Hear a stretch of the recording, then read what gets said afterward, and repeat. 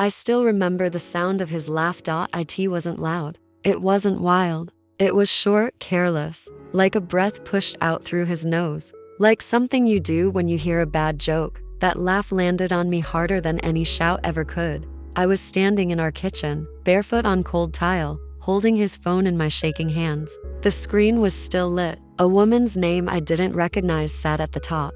Under it, messages I hadn't meant to see. Messages I could never forget. My throat felt tight. My chest burned. I could hear my own breathing, fast and uneven, like I had just run upstairs, even though I hadn't moved. He leaned against the counter across from me, arms crossed, watching me read. I looked up at him. My eyes were already full. I didn't plan to cry. It just happened. Is this real? I asked. My voice came out small, broken in the middle. He tilted his head, like he was bored. Like this was an inconvenience. Like I was asking him something obvious. Why are you going through my phone? He said.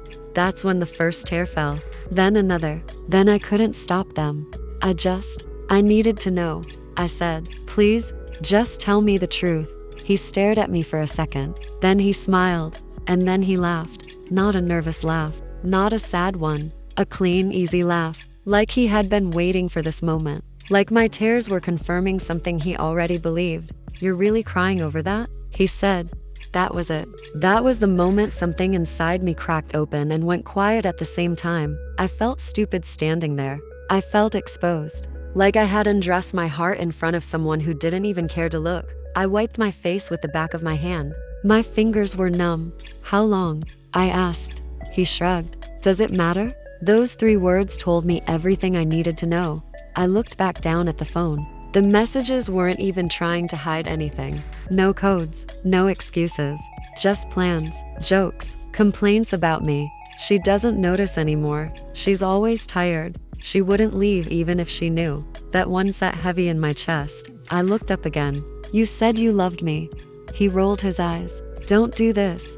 I wanted him to panic.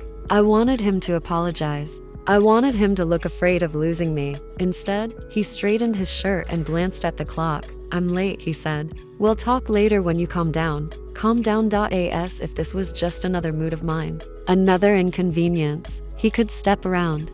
He reached for the phone. I didn't stop him. I couldn't move. As he walked past me, he paused. Leaned in close enough that I could smell his cologne. The same one he wore on our wedding day. You should really learn to control your emotions, he said quietly. It's embarrassing. Then he left. The door closed with a soft click. I stood there long after the sound of his car faded. I don't know how much time passed. My legs eventually gave out, and I slid down against the cabinet until I was sitting on the floor. I didn't scream. I didn't throw anything. I didn't call anyone. I just sat there, staring at the space where he had been, replaying that laugh over and over in my head. That night, he didn't come home. I didn't text him. I didn't ask where he was. I already knew. The next morning, I woke up with a headache and dry eyes. I must have cried myself to sleep on the couch. The house felt different in daylight. Too quiet, too neat, like it was pretending nothing had happened. He came home around 10, acting normal.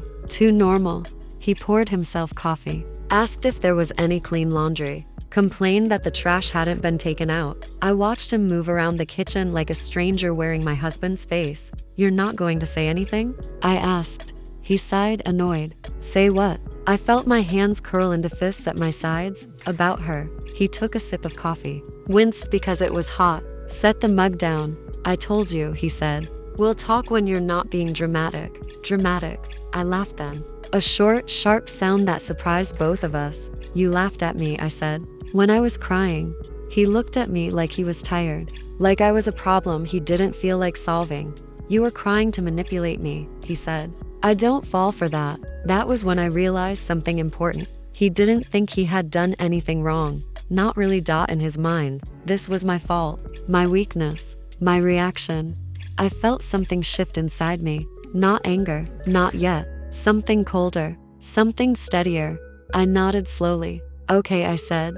That word confused him. He studied my face like he was trying to figure out what game I was playing. That's it? He asked. Yes, I said. That's it. He smirked. Good. I knew you'd get over it. I turned away before he could see my face. because in that moment, I made a quiet promise to myself. I wasn't going to cry in front of him again. The days that followed were strange. He acted lighter, happier, like a weight had been lifted. Now that I knew and hadn't done anything about it, he stayed out late, took more calls in other rooms, smiled at his phone, and I watched. I listened. I stayed quiet. Every time I felt the urge to confront him, I remembered his laugh. The way it felt to be small in front of him. The way he dismissed my pain like it was nothing. So I swallowed my words. One evening, we were sitting on opposite ends of the couch. The TV was on, but neither of us was really watching. He glanced at me. "You've been quiet lately." I shrugged. "Just tired." He nodded, satisfied with that answer. "Reach for the remote, you know," he said casually.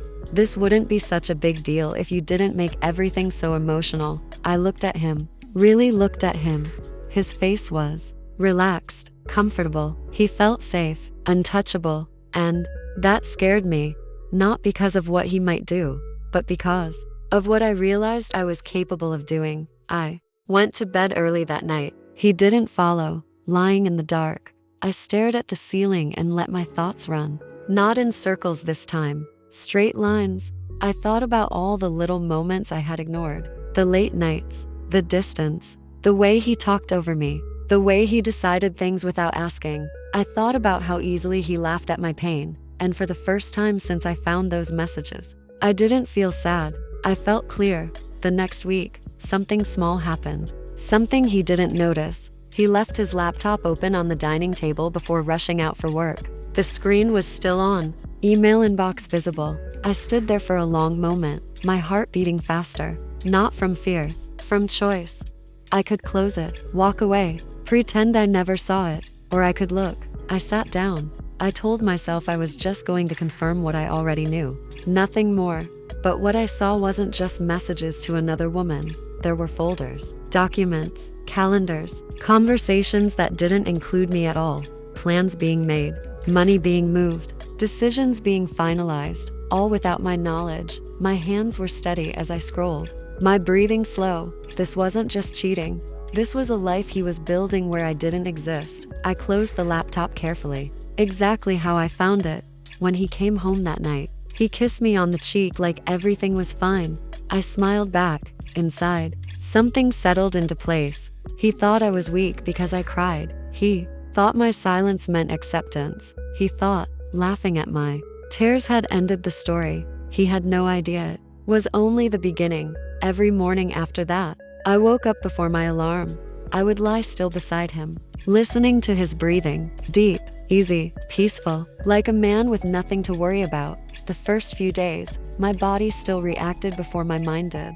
My chest would tighten, my stomach would turn. I would feel that old urge to reach out, to shake him awake, to demand answers, to ask why I wasn't enough, but I didn't. I stared at the ceiling instead, counted the small crack above the window, traced it with my eyes until the urge passed. Then I got up quietly and started my day. I made coffee, packed his lunch, folded laundry, the same things I had done for years. On the outside, nothing had changed. On the inside, everything had. I started paying attention to details I had once brushed off. The way he never asked how I slept. The way he talked at me, not to me. The way decisions about our life were always framed as statements, never questions. We had been married for 12 years. 12 years is a long time to slowly disappear. When we first met, he wasn't like this. Or maybe he was, and I just didn't know how to see it yet. We were young then. I was working 2 jobs and taking night classes. He had big plans and loud confidence. He talked about the future like it was a movie he had already seen. I liked that about him. It felt safe, like I could lean on someone who knew where they were going. When we moved in together, I was the one who adjusted my schedule. When we got married, I was the one who changed my name. When his job transferred him to another city, I was the one who quit and followed. Each sacrifice felt small at the time, reasonable, temporary. I told myself that was what love was: compromise, support, being a team. But somewhere along the way, being a team started to mean I stayed quiet so he could stay comfortable. I stopped talking about my dreams because he always had something more important going on. I stopped correcting him when he misremembered things. because it annoyed him. I stopped asking for help because he would sigh and say he was tired. I learned how to take up less space, and I didn't even realize I was doing it. Our daily life had settled into a routine that looked stable from the outside. He went to work.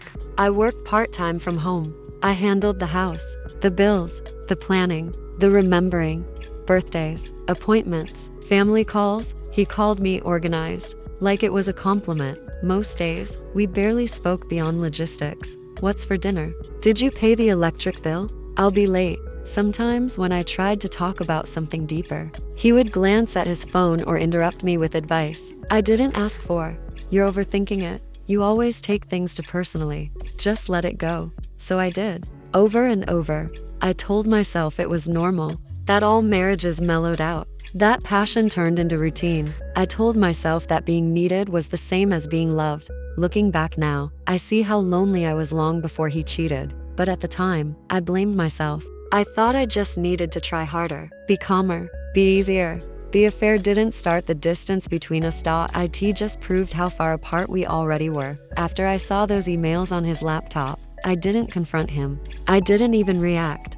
I went grocery shopping that afternoon, bought the things he liked, his favorite bread, the coffee he insisted on, even though it cost more. I moved through the store in a quiet haze. My hands knew what to reach for without my brain telling them. The checkout line. The cashier smiled at me and asked how my day was. Fine, I said automatically. The word felt strange in my mouth. Home. I put everything away carefully. I lined up the cans, wiped the counter, took out the trash. These small tasks grounded me, kept me from spiraling. That night, he talked about work over dinner, complained about a coworker, laughed at his own jokes. I nodded at the right moments, asked the right questions. He didn't notice anything different. That scared me more than his laughter had, because it meant I had been invisible for a long time. Over the next few weeks, I started noticing patterns. He always took calls outside or in the car. He guarded his phone like it held state secrets. He smiled at messages, then cleared his throat and went back to being distant with me. I noticed how often my name came up in his conversations as a problem.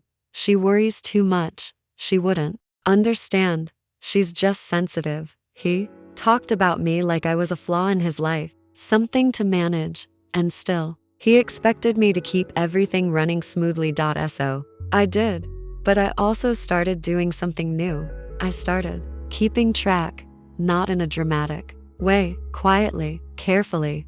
I noted dates, times, expenses. That didn't make sense. Withdrawals, emails. That stayed open just long enough for me to glimpse a subject line. I didn't know yet what I would do with this information. I just knew I needed it. At night, when he fell asleep, I lay awake with my thoughts. I replayed old memories, conversations where I had felt small, but brushed it off. Moments where my feelings had been turned into jokes. I remembered crying in the bathroom once after an argument, and him knocking on the door annoyed, telling me I was being ridiculous. I remembered how he had stopped apologizing years ago, how everything became my reaction instead of his action. I wondered when I had stopped believing I deserved better. Sometimes, the anger came in waves, hot and sudden. I would clench my jaw and grip the edge of the bed.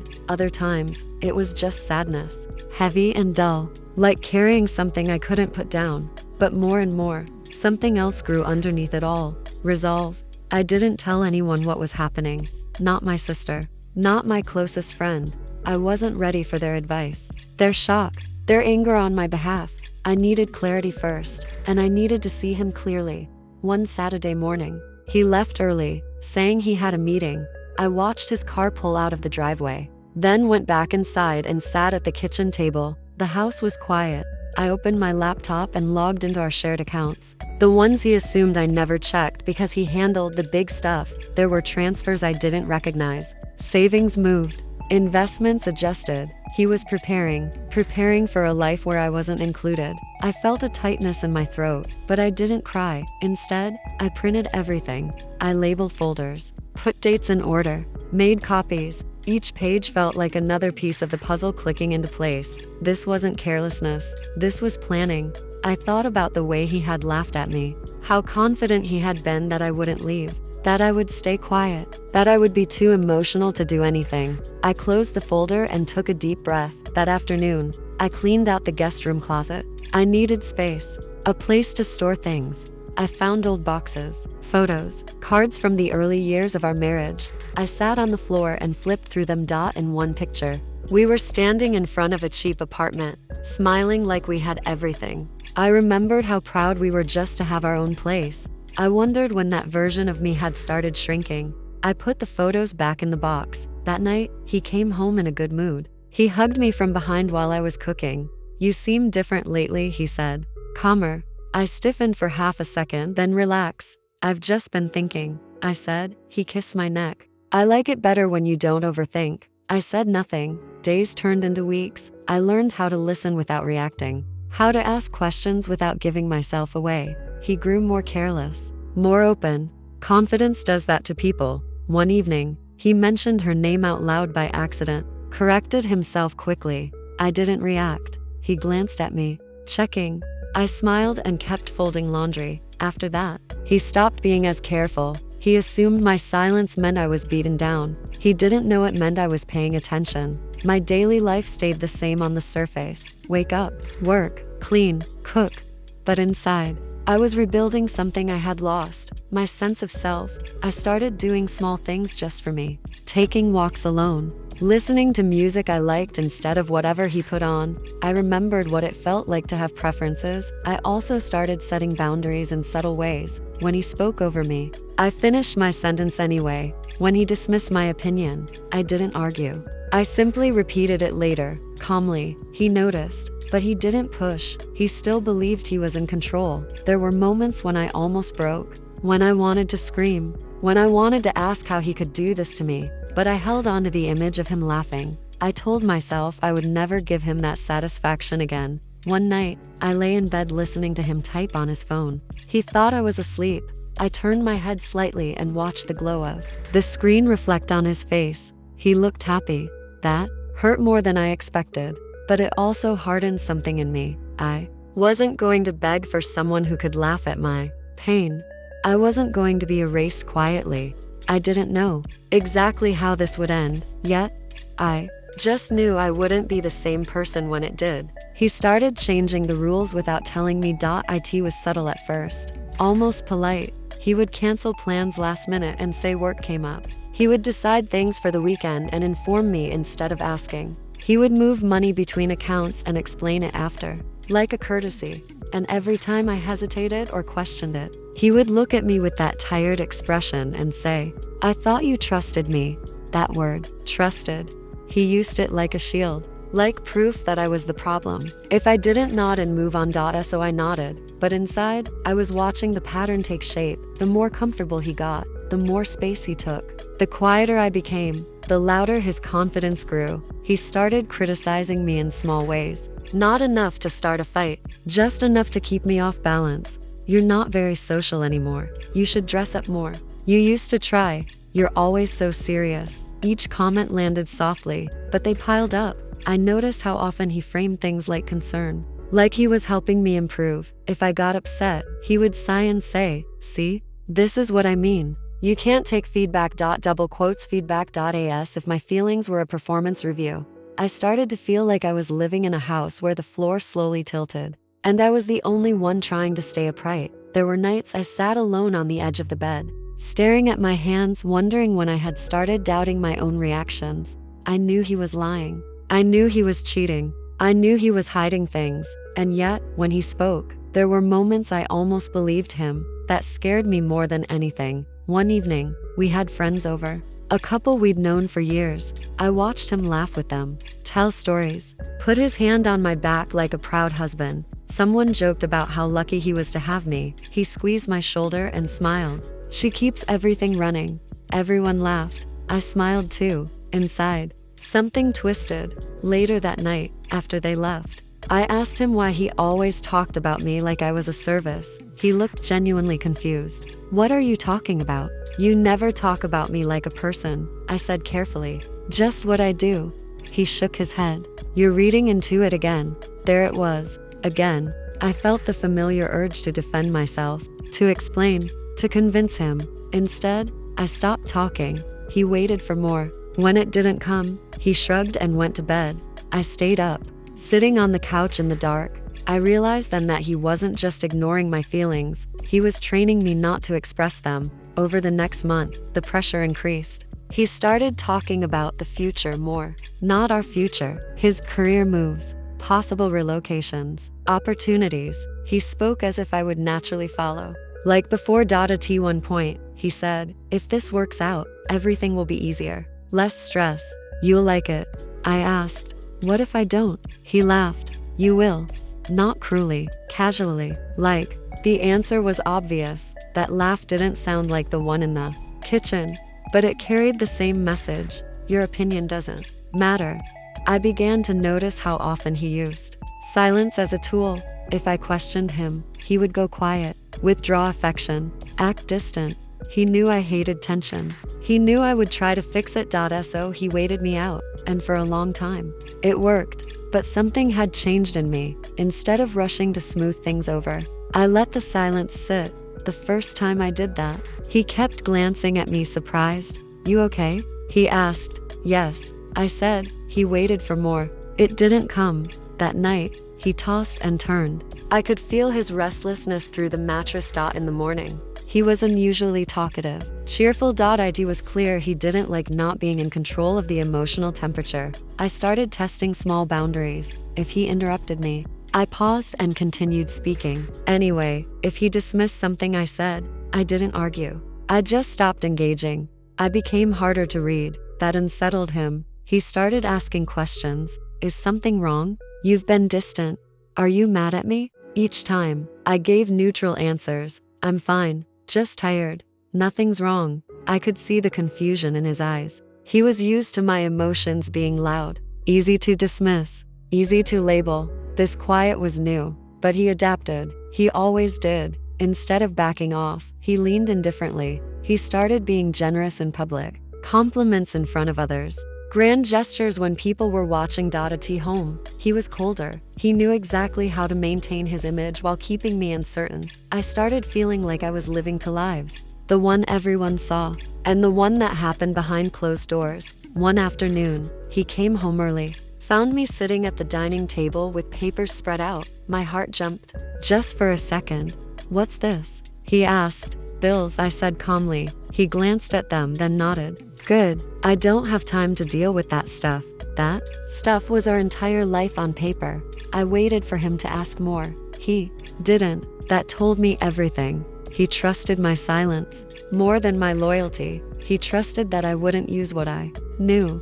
I started sleeping lightly, always half aware, not because I was afraid of him, because I was afraid of losing focus. I couldn't afford to slip.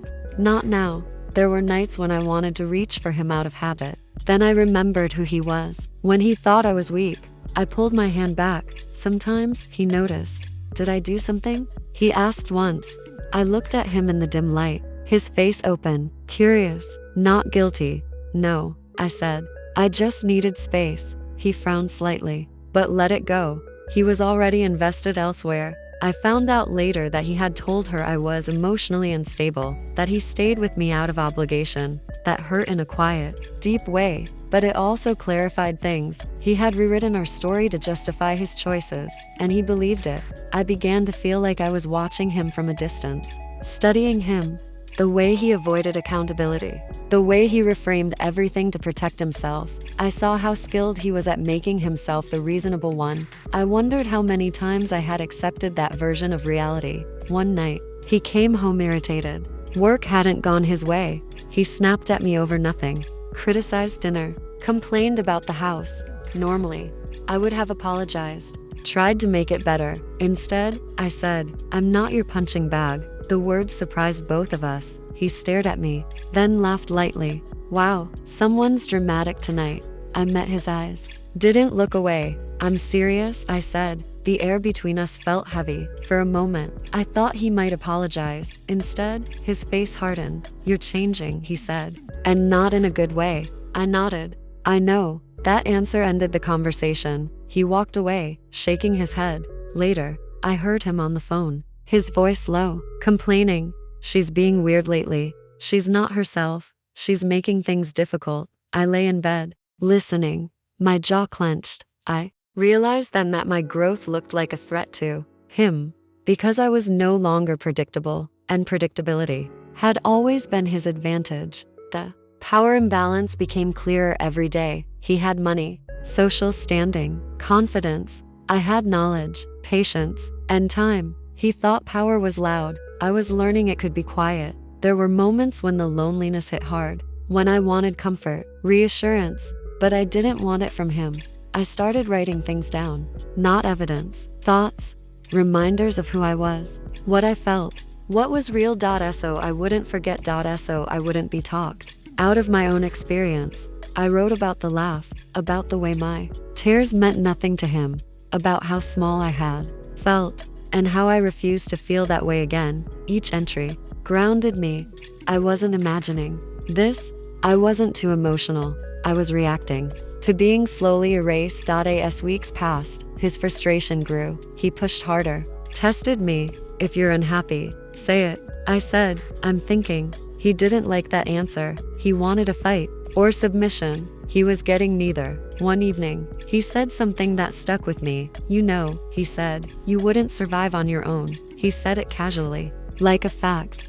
I looked at him, really looked, and for the first time, I saw fear behind his confidence. Not fear of losing me, fear of losing control. I smiled slightly. You'd be surprised. That night, he didn't sleep well. Neither did I, but for different reasons. I wasn't afraid anymore. I was preparing. The truth didn't arrive all at once. It came in pieces, quiet ones, the kind that didn't shout, but stayed. It started with a letter, not an email, not a message on a screen, a real envelope, thick paper, our address typed neatly on the front. I found it one afternoon when I was sorting the mail. His name was printed clearly, not current resident, not shared, just his. I turned it over in my hands. The return address was a law firm I didn't recognize. My heart didn't race. It slowed. That scared me. I set the rest of the mail down and stood there for a long moment, staring at the envelope like it might move on its own. This wasn't about the affair. This was something else. I didn't open it right away. I put it back where I found it and went about my day. Made lunch, took a shower, folded towels, but the weight of it followed me. That night, he came home late, distracted, tired. I waited until he went to shower.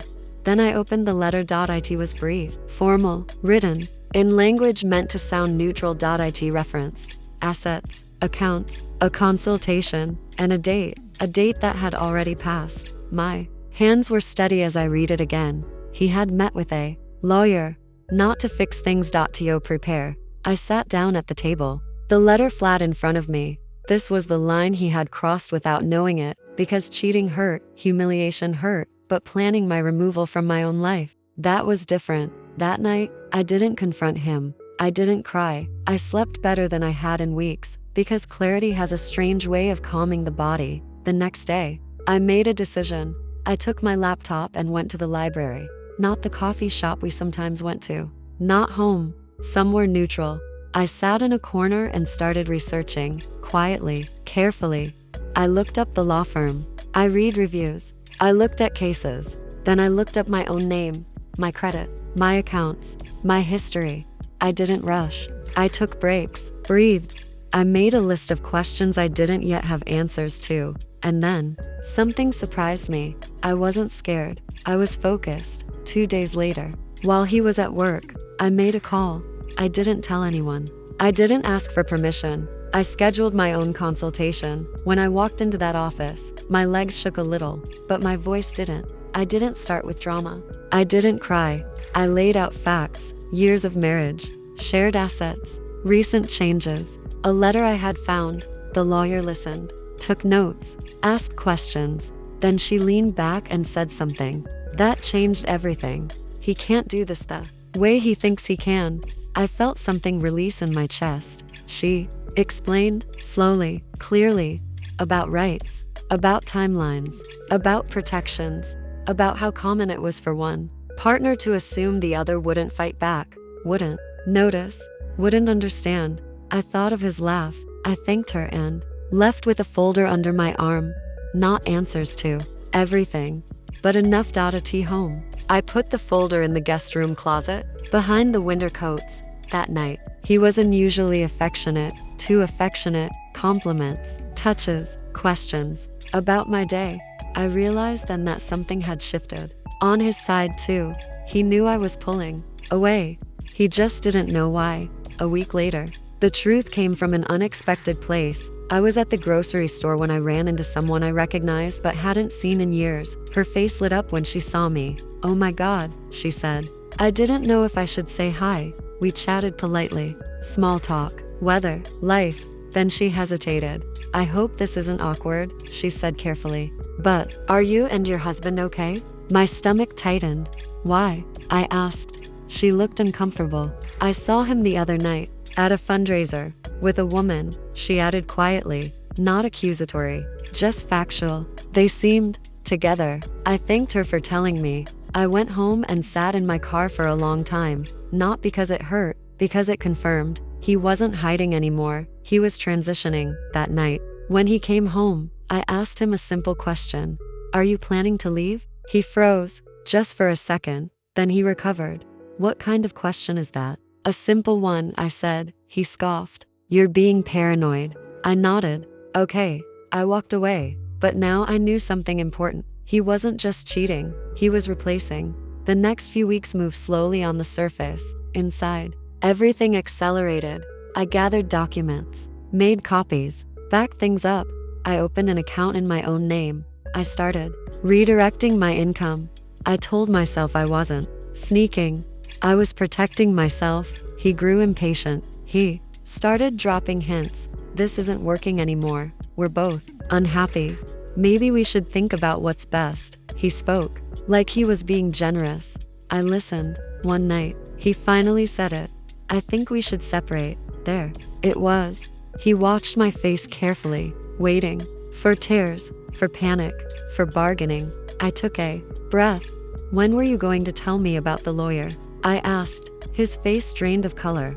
"I don't know what you're talking about." I stood up, walked to the drawer, took out the letter, placed it on the table between us. He stared at it. Then he laughed. That same short laugh. "You went through my mail?" he said. I looked at him, calm. "You plan to end our marriage without telling me," I said. "You don't get to be offended." The room felt very quiet. He leaned back, crossed his arms. "You wouldn't have handled it well," he said. "I was trying to be strategic." Strategic. I nodded slowly. "So was I said. That caught his attention. "What do you mean?" I slid a folder across the table. "Not everything. Just enough." His smile faded as he flipped through it. Statements, copies, timelines. He looked up. "What is this?" "Me paying attention," I said, for the first time since I'd known him. He looked unsure. "You can't just take things," he said. "I didn't," I replied. "I learned." He stood up abruptly. "You think you can do this on your own?" He snapped. I didn't raise my voice. "I know I can." He paced, ran a hand through his hair. "This doesn't have to get ugly," he said. I met his eyes. "It already did," I said. "When you laughed." That landed. He stopped pacing. For a moment, there was silence. Then he tried something else. Softness. "I didn't mean to hurt you," he said. "You know that." I watched him carefully. "I know you did," I said. "You just didn't care." The truth sat between us, heavy and undeniable. The power had shifted. He felt it. He didn't like it. Over the next days, he tried everything. Guilt, anger, charm. He told me I was being unreasonable, then told me I was strong. He accused me of spying, then asked me to be fair. But it was too late. I wasn't reacting anymore. I was responding. When the official papers arrived, he looked shocked. As if he hadn't been expecting consequences. As if planning had only been allowed on his side. We sat across from each other in a quiet office. Weeks later, he spoke. First, confident, polished. Then, it was my turn. I didn't attack. I didn't dramatize. I stated facts, dates, actions, choices. I watched as his narrative cracked, not because I was louder, because I was prepared. Afterward, he followed me out into the hallway. "You really did this," he said. "You're destroying everything." I stopped, turned. "You destroyed it when you laughed at my tears," I said. I walked away, and I didn't look back. The end didn't arrive with shouting. There was no slammed door. No dramatic scene. It came quietly, almost gently. After the papers were signed, we still lived in the same house for a short while. Separate rooms, separate routines, separate lives. He avoided me at first, stayed out late, slept elsewhere when he could. When we crossed paths, he acted irritated, like I was an inconvenience that hadn't packed fast enough. I let him. I had learned something important by then. Silence didn't mean weakness. It meant I was done explaining myself. The house felt different, lighter, not happier yet, just clearer. I started opening windows in the mornings, letting air move through rooms that had felt stuck for years. I drank my coffee slowly instead of standing at the counter, waiting for him to finish talking. I stopped cooking meals meant to impress someone who never thanked me. I cooked what I liked, simple things, food that felt like mine. He noticed the changes. One morning, he watched me from the doorway while I was making breakfast. "You seem fine," he said. It wasn't a compliment. It was confusion. "I am," I said. He frowned. "This isn't how this is supposed to go." I looked up.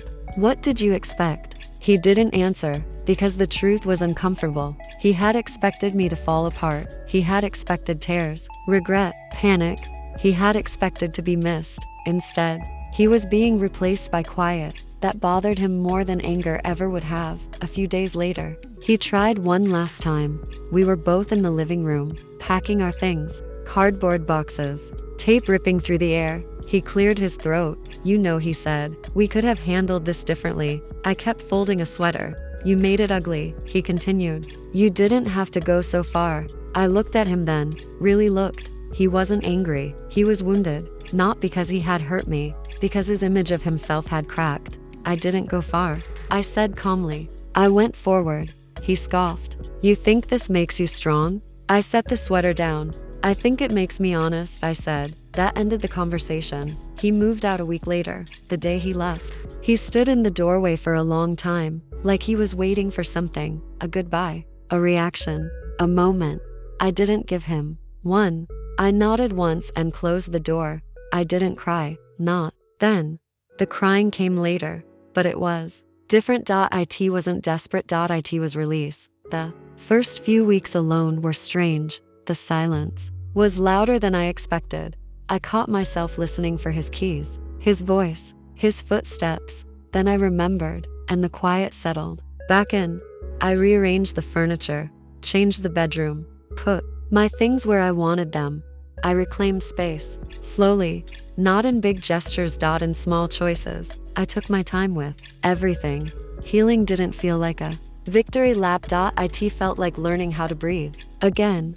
There were moments of doubt, moments when I wondered if I had been too harsh, if I had misunderstood, if I had overreacted. Then I remembered the laugh, and the doubt faded. A few months later, I heard through mutual friends that things weren't going well for him. The woman he left for wasn't as understanding as he had expected. She had opinions, boundaries, needs. She didn't stay quiet. It work. Things had shifted too. Without me smoothing his life behind the scenes, cracks started to show, missed deadlines, forgotten details. People noticed his perfect life wasn't so perfect without someone quietly holding it together. I didn't celebrate that. I didn't need to. Justice didn't arrive with fireworks. It arrived with balance. One afternoon, I ran into him unexpectedly, a coffee shop near my office. I almost didn't recognize him. He looked tired, smaller somehow. He smiled when he saw me. It was awkward, careful. "How are you?" he asked. "Good," I said, and I meant it. We talked briefly, neutral topics. Then he said something that surprised me. "You really changed," he said. I met his eyes. "No," I replied. I stopped disappearing. He didn't argue, because he knew it was true. When I left, I felt nothing dramatic. And no anger, no triumph, just peace. That night, I wrote one last entry in my notebook. Not about him, about me, about the woman who cried on a kitchen floor and thought that meant she was weak, about how wrong she had been. I closed the notebook and put it away. Some stories don't need to be reread. They just need to be finished. Today, my life is quieter, not empty, intentional. I choose who has access to me, I listened to myself, and I never confuse love with endurance again. He laughed at my tears. He thought that was the end. It was only the moment I woke up.